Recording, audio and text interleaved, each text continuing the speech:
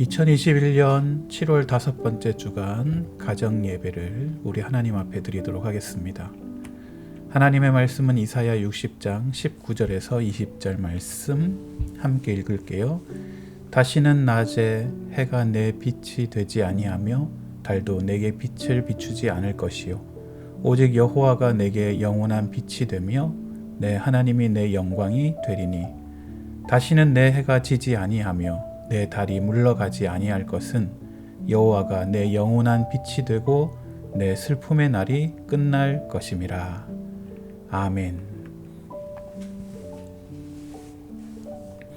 오늘은 소요리 문답 39번째 시간 최후의 심판과 새하늘과 새 땅이라는 제목으로 함께 말씀 나눕니다.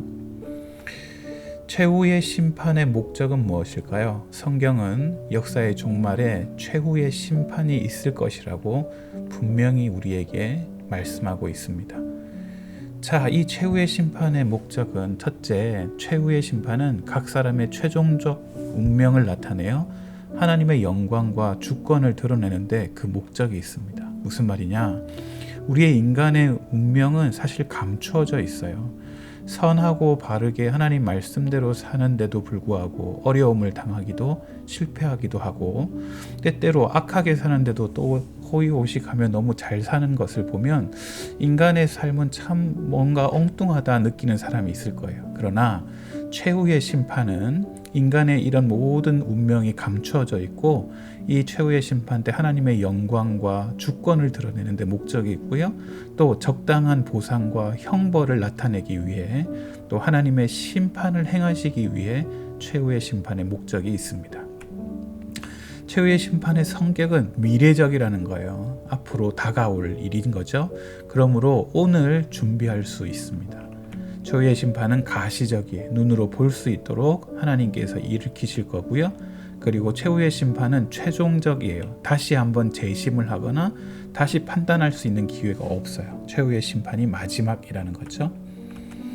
최후의 심판의 주체와 객체, 주체는 예수 그리스도시라고 성경은 분명히 말합니다. 아버지 하나님께서 아들 예수님에게 그 최후의 심판에 대한 모든 권위를 그 아들에게 전해주셨습니다. 또한 이 최후의 심판에 참여하도록 천사와 성도들을 부르시기도 하는데 하나님의 천사들을 이 최후의 심판 자리에 참여하도록 또한 성도가 하나님 앞에 이 심판을 참여하여 주체로서 참여하도록 또 명령하고 계십니다. 그러면 누가 이 최후의 심판의 대상이 될 것이냐? 바로 첫째, 타락한 천사들이 최후의 심판의 대상이고요. 또한 불신자들은 영원한 형벌을, 또 신자들은 영원한 상급을 받도록 이 최후의 심판에 결정됩니다. 최후의 심판을 마치 재판처럼 여기는 경향이 있는데 아니, 재판이 아니에요.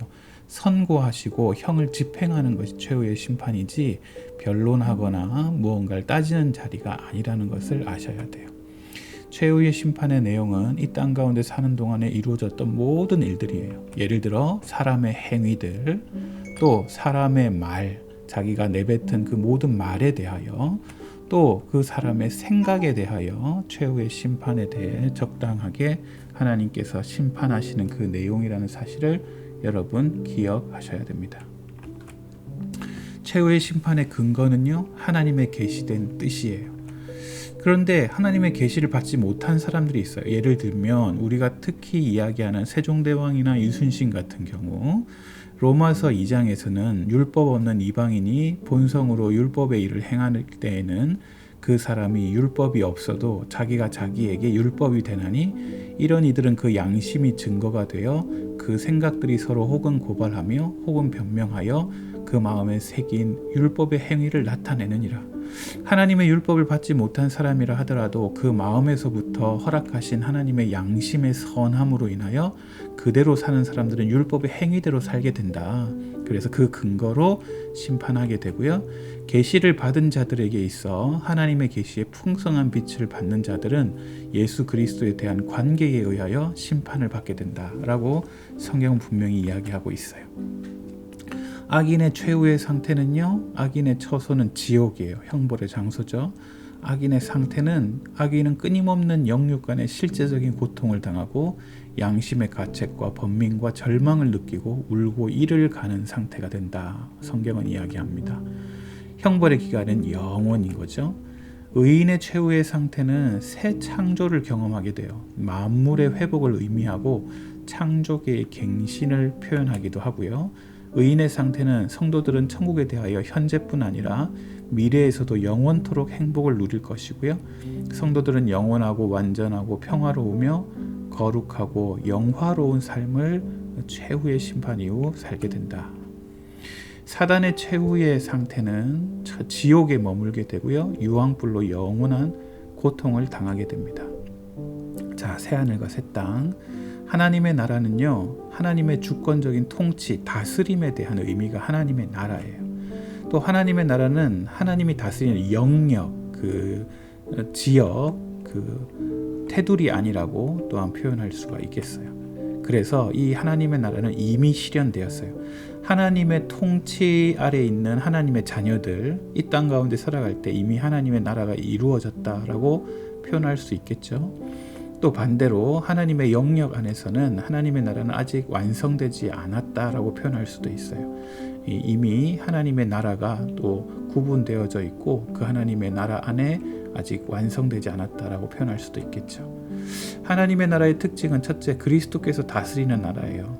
하나님의 나라는 주님이 계시기 때문에 형언할 수 없이 좋은 나라인 거고요. 우리는 그리스도와 최종적이고 완전한 연합을 이루게 되는 게 하나님의 나라 안에 그리스도께 계시는 것이죠. 그 연합 안에서 영원한 영광과 기쁨을 누리는 나라가 하나님의 나라입니다. 하나님의 나라는 완전한 나라입니다. 최종적이고 궁극적인 위로가 있는 나라, 사망이 없고 영생이 있는 나라, 애통과 슬픔이 없고 기쁨이 충만한 나라, 아픔과 연약함으로부터 해방이 있는 나라, 그가 완전한 하나님의 나라입니다. 구원의 계획과 약속이 성취되는 나라, 즉 창조의 목적이 완전히 회복되고 깨어진 관계들이 회복되고 피조물 안에 신성의 영광에 충만히 회복되는 자리, 또 창조 세계의 완전한 선함이 회복되는 것이 바로 새하늘과 새 땅 하나님의 나라의 특징입니다.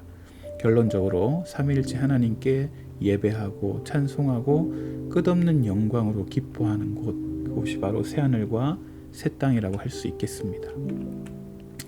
실천에 대해서 하나님의 나라의 도래와 실현, 하나님의 나라의 도래란 그리스도 안에서 만물이 새롭게 창조되며 그 존재의 의미를 되찾는 거예요. 하나님의 나라가 이 땅 가운데 임하는 것은 무엇이냐? 하나님이 만들어 놓으신 그 창조 세계가 본래 만드신 목적대로 이루어지고 회복되도록 하는 게 그게 하나님의 나라의 도래라고 할 수가 있겠죠. 그러므로 교회는 하나님의 나라를 증거하고 선포하는 사명을 가져야 됩니다. 인간의 본래 삶의 목적, 피조세계의 존재의 이유에 대해 증거하고 선포하는 사명을 우리가 가졌고요. 성도는 죄악된 세상에 그리스도의 생명을 전하는 사명을 가지고 있어요. 우리는 또한 교회는 그리스도의 말씀에 전폭적으로 순종하는 것이 세상의 성공을 쫓는 것보다 더 의미 있고 만족스러우며 기쁜 일이라는 사실을 증명할 책임이 우리들에게 있다는 사실을 아셔야 돼요. 하나님은 세상에 교회를 보내십니다. 위험과 혼란과 고난이 기다리기도 하고요. 그러나 하나님의 명령을 수행하는 것이 가장 안전한 일이라고 할 수 있겠죠. 하나님의 나라 백성으로서 우리는 창조의 명령을 회복하는 삶을 살아야 합니다. 타락한 문화와 사회는 복음의 기초를 둔 변혁을 통해 회복되어야 합니다.